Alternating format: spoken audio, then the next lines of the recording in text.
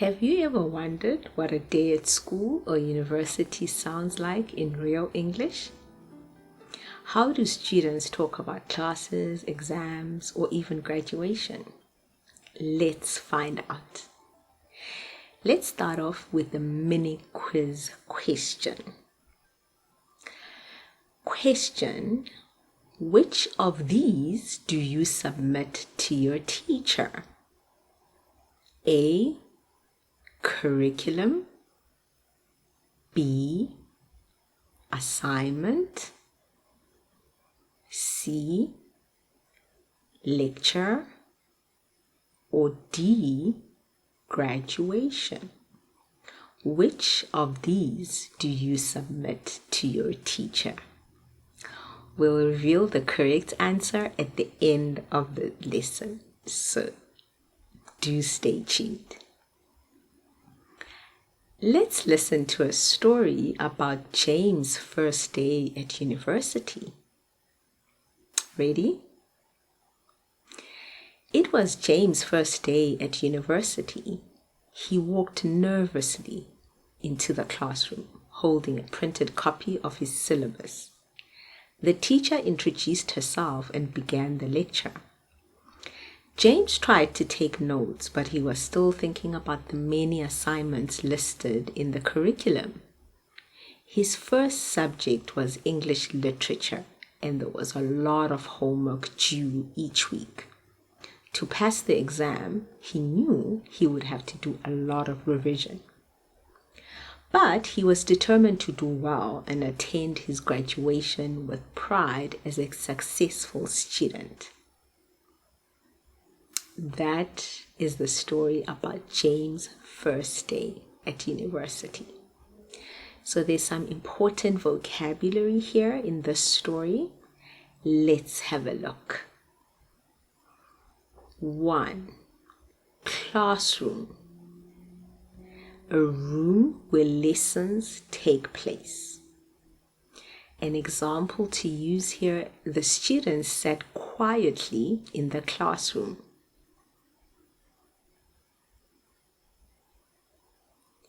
The next word in the story was lecture.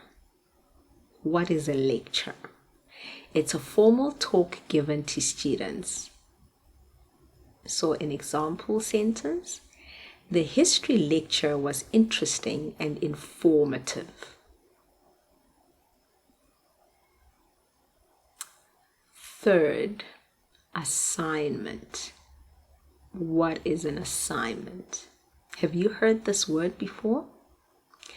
This is a piece of work given by the teacher. Example, we might say, I have to hand in my assignment by Friday. Do you have any assignments for this week?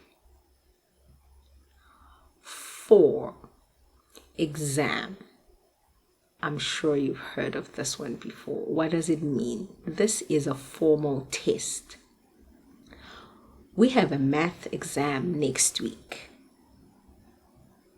Do you have any exams coming up in the next week? Next, curriculum. These are the subjects in a course of study. So an example we could use here: the curriculum includes science, history, and English. If you are currently studying, what does your curriculum include? Next, number 6, subject. This is a topic of study. An example we might use: my favorite subject is biology. What's your favorite subject?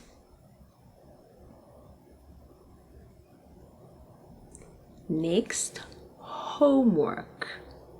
Tasks given to students to do at home. Example here: the teacher gave us a lot of homework.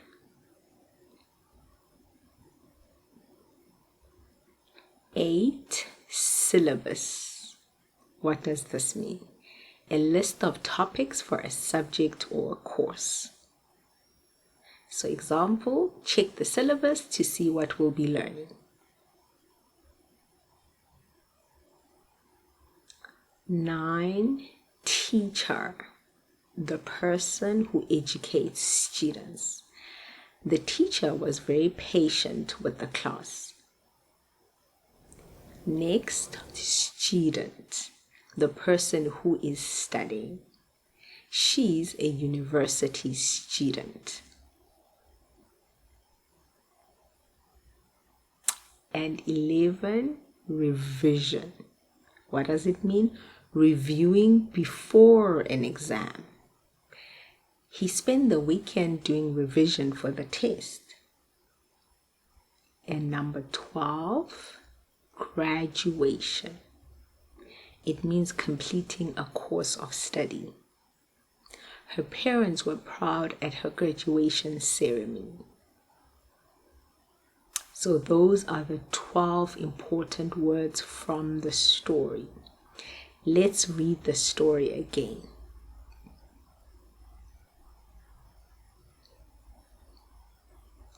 It was James' first day at university. He walked nervously into the classroom, holding a printed copy of his syllabus. The teacher introduced herself and began the lecture. James tried to take notes, but he was still thinking about many assignments listed in the curriculum. His first subject was English literature, and there was a lot of homework due each week. To pass the exam, he knew he would have to do a lot of revision, but he was determined to do well and attend his graduation with pride as a successful student. Great. I hope you now understand every word in that story. Let's look at the final quiz. Which word describes the plan or outline of a subject? A, revision. B, subject.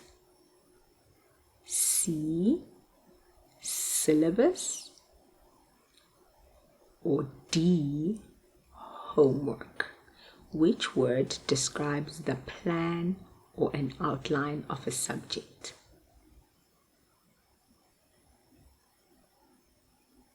That's right, it's C, the syllabus. Now let's go back to our initial quiz question. Which of these do you submit to your teacher? A, curriculum. B, assignment. C, lecture. D, graduation. Which of these do you submit to your teacher?